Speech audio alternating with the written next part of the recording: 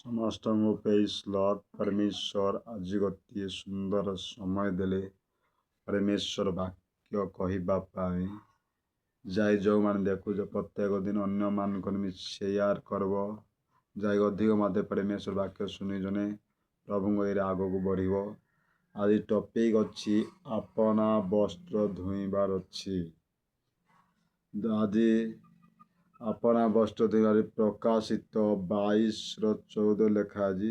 ଜୀବନର ବୃକ୍ଷର ଅଧିକାରୀ ହେବା ନିମନ୍ତେ ଓ ଦ୍ୱାର ଦେଇ ନଗରରେ ପ୍ରବେଶ କରିବା ନିମନ୍ତେ ଯେଉଁମାନେ ଆପଣା ବସ୍ତ୍ର ଧୌତ କରି ଅଛନ୍ତି ସେମାନେ ଧନ୍ୟ। ଜୀବନ ବୃକ୍ଷ ଅଧିକାରୀ ହେବା ନିମନ୍ତେ, ଯଦି ଆମେ ଜୀବନର ବୃକ୍ଷ, ଯାହା ବୃକ୍ଷ ବୋଲେ ବୁଝୁଛୁ ଆପଣ, ଯେମିତି ବୃକ୍ଷକୁ ଗଛଲତା ତରୁଲତା ଯାଇ ସେଇଟା ଗୋଟେ ଜୀବନର ବୃକ୍ଷ ବୋଲି କ'ଣ, ଯାହାକି ଆମେ ଆତ୍ମିକରେ ବୁଝିଲେ ପରମେଶ୍ୱର ଆମମାନଙ୍କୁ ଗୋଟେ ଆହ୍ୱାନ କରିଅଛନ୍ତି। ଆମର ଜୀବନର ବୃକ୍ଷ ଉତ୍ତମ ଭାବରେ ହେବାର ଅଛି ଓ ଦ୍ୱାର ଦେଇ ନଗରରେ ପ୍ରବେଶ କରିବା ନିମନ୍ତେ, ଦ୍ୱାର ଦେଇ ନଗରରେ ପ୍ରବେଶ କରିବା ନିମନ୍ତେ ଯେଉଁମାନେ ଆପଣା ବସ୍ତ୍ର ଧୌତ କରି ସେମାନେ ଧନ୍ୟ। ଯଦି ଆମେ ଦ୍ୱାରରେ ବୋଲି କ'ଣ, ପରମେଶ୍ୱର ଯଦି ଆମେ ପ୍ରବେଶ କରିବାର ଅଛି, ଆମେମାନେ ଆପଣା ବସ୍ତ୍ର ଧୌତ କରି ସେମାନେ କରିଅଛନ୍ତି ସେମାନେ ଧନ୍ୟ। ବୋଲେ ନିଜ ଶରୀରକୁ, ଯେମିତି ବସ୍ତ୍ର ବୋଲେ ଗୋଟେ ସାର୍ଟକୁ ବୁଝାଉଛେ, ଗୋଟେ ଡ୍ରେସ୍କୁ ବୁଝାଉଛେ। ଆମ ସମ୍ପୂର୍ଣ୍ଣ ଶରୀରକୁ ପ୍ରାଣ ଆତ୍ମା ଆମେ ଶୁଚି ପବିତ୍ର କରିବାର ଅଛି। ଯେତିକି ଆମେ ଶୁଚି ପବିତ୍ର କରିବା, ଯେତେବେଳେ ଆମେ ଧୋଇବାର ଅଛି, ତାପରେ ଯାଇକି ଆମ ପରମେଶ୍ୱର ଆମକୁ ତାଙ୍କ ଦ୍ୱାରରେ ଆମେ ପ୍ରବେଶ କରିପାରିବା। ଯାହାରେ ଏତେ ସହଜରେ ଆମେ ପରମେଶ୍ୱର ଦ୍ୱାରରେ ପ୍ରବେଶ କରିପାରିବା ନାହିଁ। ଯେମିତି ଆଜି ନିଜେ ଗାଧେଇବାରେ ନିଜ ଶରୀରକୁ ଶୁଚି ପବିତ୍ର କରୁଛନ୍ତି, ଗାଧେଇବାରେ ସାବୁନ ଲଗାଉଛନ୍ତି, ସେଣ୍ଟ ବିଭିନ୍ନ ଏଇ ଶରୀର କେତେ ସୁନ୍ଦର କରୁଛନ୍ତି, ସେଇଭଳି ଆମ ନିଜର ଶରୀରକୁ ଯୀଶୁଙ୍କ ରକ୍ତରେ ଶୁଚି ପବିତ୍ର କରିବାର। ଯେତେବେଳେ ଆମେ ଯୀଶୁଙ୍କ ରକ୍ତରେ ପବିତ୍ର କରିବା, ତାପରେ ଯାଇ ପରମେଶ୍ୱର ଦ୍ୱାରରେ ପ୍ରବେଶ କରିପାରିବା। ନହେଲେ ଏତେ ସହଜ ପରିନାହିଁ କି ପରମେଶ୍ୱର ଦ୍ୱାରରେ ପ୍ରବେଶ କରିବା ପାଇଁ। ଯାହାକି ଆଉ ଗୋଟେ ବାକ୍ୟ ଦେଖିବା ଆମେ, ଯେଶାୟା 52:1। ଯେଶାୟା 52:1ରେ କ'ଣ ଲେଖା ଅଛି? କ'ଣ ଲେଖା ଅଛି? ହେ ସିଓନ, ଜାଗ ଜାଗ, ଆପଣା ବଳ ପରାଧ୍ୟାନ କର।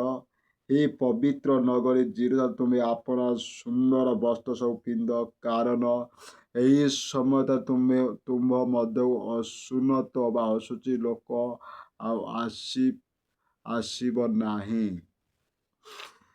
ହେ ସିଓନ, ଜାଗ ଜାଗ, ଆପଣା ବଳ ପରିଧାନ କର। ହେ ସିଓନ, ଜାଗ ଜାଗ, ଆପଣା ବଳ ପରିଧାନ କର। ସିଓନ ଲୋକମାନଙ୍କୁ କୁହାଯାଉଥିଲା ଜାଗ, ଯାହାକି ଆଜି ଯେଉଁମାନେ ଆଜି ଆମର ଭାରତ ପାଇଁ କି ଆଜି ଓଡ଼ିଶା ପାଇଁ ଆମେ ଜାଗିବାର ଅଛି। ଆପଣା ବଳ ପରିଧାନରେ ଆମେ କ'ଣ ବଲୱାର ହେବାର ଅଛି ପରମେଶ୍ୱରରେ। ହେ ପବିତ୍ର ନଗରୀ ଜେରୁସାଲେମ, ଏ ପବିତ୍ର ନଗରୀ ଜେରୁସାଲେମ ବୋଲି, ଯାହାକି ପବିତ୍ର ନଗରୀ ଜେରୁସାଲେମକୁ ବୁଝାଉଥିଲା, ଆଜି ଯାହାକି ଆମର ଓଡ଼ିଶାକୁ ବୁଝାଉଛି, ନିଜ ଗ୍ରାମକୁ। ତୁମେ ଆପଣା ସୁନ୍ଦର ବସ୍ତ୍ର ପିନ୍ଧ। ତୁମେ ଆପଣା ସୁନ୍ଦର ବସ୍ତ୍ରରେ ପରମେଶ୍ୱର ବସ୍ତ୍ର, ପରମେଶ୍ୱର ରକ୍ତ ଯେତେବେଳେ ଆମେ ପିନ୍ଧିବା, ଯୀଶୁଙ୍କ ରକ୍ତ, ତାହା ବୋଲି ଆମେ ରକ୍ତ ପିନ୍ଧିବା ନାହିଁ, ଯୀଶୁଙ୍କ ରକ୍ତକୁ ଯେତେବେଳେ ବିଶ୍ୱାସ, ପ୍ରଭୁ ତୁମର ରକ୍ତ ଦ୍ୱାରା ମୁଁ ଆଜି ଶୁଚେ, ତୁମର ରକ୍ତ ମୋ ଦେହରେ ଅଛି ବୋଲି ଆମେ ଯେତେବେଳେ ବିଶ୍ୱାସ କରୁଅଛୁ, ସୁନ୍ଦର ବସ୍ତ୍ର ପିନ୍ଧ, କାରଣ ଏହି ସମୟ ଠାରୁ ତୁମ ମଧ୍ୟ ଅସୁନ୍ନତ ବା ଅଶୁଚି ଲୋକ ଆଉ ଆସିବ ନାହିଁ। କାରଣ ଏହି ସମୟ ତୁମ୍ଭ ମଧ୍ୟ ଅସୁନ୍ନତ ବା ଅଶୁଚି ଲୋକ ଆଉ ଆସିପାରିବ ନାହିଁ। ଯାହାକି ଯେଉଁମାନେ କ'ଣ ସୁନ୍ଦର ବସ୍ତ୍ର ପିନ୍ଧି, ତାମାନେ କ'ଣ ଅପବିତ୍ର ଲୋକ, ଅଶୁଚି ଲୋକ, ସେ କଦାପି ଆସିପାରିବ ନାହିଁ। ଆଜି ଯାହାକି ଆମେ ଦେଖିବା, ଆଜି ଚର୍ଚ୍ଚ ମାନଙ୍କରେ କି ମଣ୍ଡଳୀ ଆକରେ, ସେନେ ଗୋଟେ ଯାହାକି ଯେଉଁମାନେ ଆସୁଛନ୍ତି ପବିତ୍ରରେ ଆସୁଅଛନ୍ତି, ଯାହା କେତେ ସୁନ୍ଦର ଭାବରେ କେତେ ଆଦରର ପବିତ୍ର, ଯାହାକି ଆମେ ଚର୍ଚ୍ଚରେ ଦେଖିପାରୁ ସୁନ୍ଦର ଭାବରେ ପବିତ୍ରରେ ଆସୁଅଛନ୍ତି, ଆଉ ଅନ୍ୟ କୌଣସି ଜାତି ସେମିତି ପବିତ୍ରରେ ନାହିଁ। ଯାହାକି ଆଜି ଆମେ ଚର୍ଚ୍ଚକୁ ଛାଡ଼ିଦେଲେ ଅନ୍ୟ କୌଣସି ଜାଗାରେ କୌଣସି ଯେଉଁଠି ଯାହାକି ଆମେ ଦେଖୁଛୁ, ଯାହାକି ଯେଉଁମାନେ ଆଜି ପରମେଶ୍ୱର ଜାଣିନାହାନ୍ତି ତାକୁ ଯେନ ଅଛି ଯେନ ଯଜ୍ଞ କି ଯାହା କରୁଛନ୍ତି ସେମାନେ ଏତେ ପବିତ୍ରରେ ଜୀବନ କାଟୁନାହାନ୍ତି।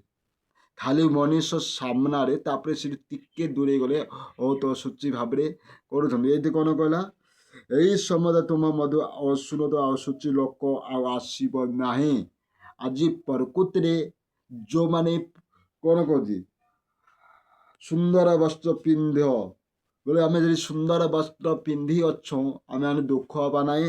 ଆମର ଅଶୁଚି ଲୋକ ଅପବିତ୍ର ଲୋକ ଆସିବେ ନାହିଁ।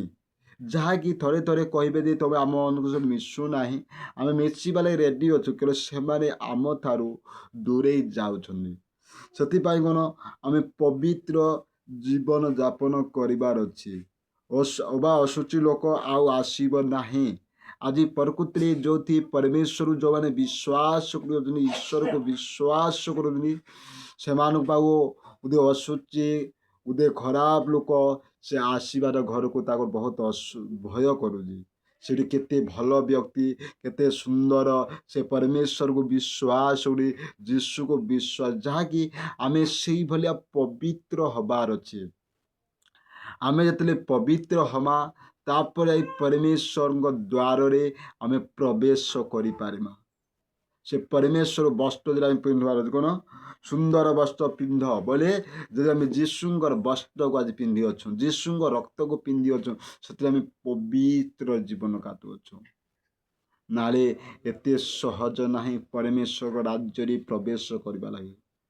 ଯିଏ ବି ହଉ କ'ଣ ସୁନ୍ଦର ବସ୍ତ୍ର ପିନ୍ଧ, ସୁନ୍ଦର ବସ୍ତ୍ର ଯେମିତି ଆଜି ଯେମିତି ଜଗତରେ ଗୋଟେ ସୁନ୍ଦର ଡିଜାଇନ୍ ଅଛି, ସେଇଟା ରାଇଟ୍ କଥା, କେବଳ ସେଇଟା କିଛି ଦିନ ଲାଗି। କିନ୍ତୁ ପରମେଶ୍ୱର ବସ୍ତ୍ର ଯୀଶୁଙ୍କ ରକ୍ତ ଯଦି ପିନ୍ଧିବା, ଯୀଶୁଙ୍କ ଇଏରେ ରହିବା, ଆମେ ପବିତ୍ର ଯାଇ ଯୀଶୁଙ୍କ ଈଶ୍ୱରଙ୍କ ଦ୍ୱାରରେ ପ୍ରବେଶ କରିପାରିବା। ହାଲେଲୁୟା। ଯାଇ ଏଇଠି ବହୁତ ସୁନ୍ଦର ସେଇଠି ଆମେ ପ୍ରକାଶିତ ସେ 22:14 ଯିମା। ଏଇଠି କ'ଣ ବୋଲୁଛି 22:14, ଦ୍ୱାର ଦେଇ ନଗରରେ ପ୍ରବେଶ କରିବା ନିମନ୍ତେ ଆମେ ଯଦି ପରମେଶ୍ୱର ଦ୍ୱାର ଯଦି ପ୍ରବେଶ କରିବାର ଅଛି, ଆମେ ସେ ସୁନ୍ଦର ବସ୍ତ୍ର ପିନ୍ଧିବାର ଅଛି। ବୋଲେ ଆଉ ଧୋତରେ ନ ଆମର ଶରୀରକୁ ଏଇ ଆମେ ଗୋଟେ ସାତ୍କୁ ପରିଷ୍କାର ପରିଚ୍ଛନ୍ନ କରୁଅଛୁ, ଯଦି ସାତ୍ ଦୁର୍ଗନ୍ଧ ଗନ୍ଧିବ, ଯଦି ଗୋଟେ ବହୁତ ଅସନା ହେବ, ଏଇ ସାତ୍କୁ କେହି ପିନ୍ଧିବେ ନାହିଁ କି ଆମ ପାଖକୁ କୌଣସି ଲୋକ ଆସିବେନି। ସେଇଭଳିଆ ଆମର ଶରୀରକୁ ଶୁଚି ପବିତ୍ର କରିବାର ଅଛି, ତାପରେ ଯାଇକି ଆମେ ଈଶ୍ୱରଙ୍କ ରାଜ୍ୟରେ ପ୍ରବେଶ କରିପାରିବା, ଯୀଶୁଙ୍କ ରାଜ୍ୟରେ ପ୍ରବେଶ କରିପାରିବା। এই ଛୋଟିଆ ବାକ୍ୟ ଦେଇ ପ୍ରଭୁ ସମସ୍ତଙ୍କୁ ଆଶୀର୍ବାଦ କରନ୍ତୁ। ପ୍ରାର୍ଥନା କରି ସମାପ୍ତ କର। ହାଲେଲୁୟା। ଧନ୍ୟବାଦ ଯୀଶୁ, ପବିତ୍ର परमेश्वर ते मान प्रभु। प्रभु अपना वस्त्र सूची पवित्र बापा जो मैंने आज वाक्य सुनबे वाक्य पवित्र सूची पवित्र आत्मा सा धन्यवाद यीशु प्रभु प्रार्थना सुनिज छोट प्रार्थना प्रभु यीशु नाम आमेन।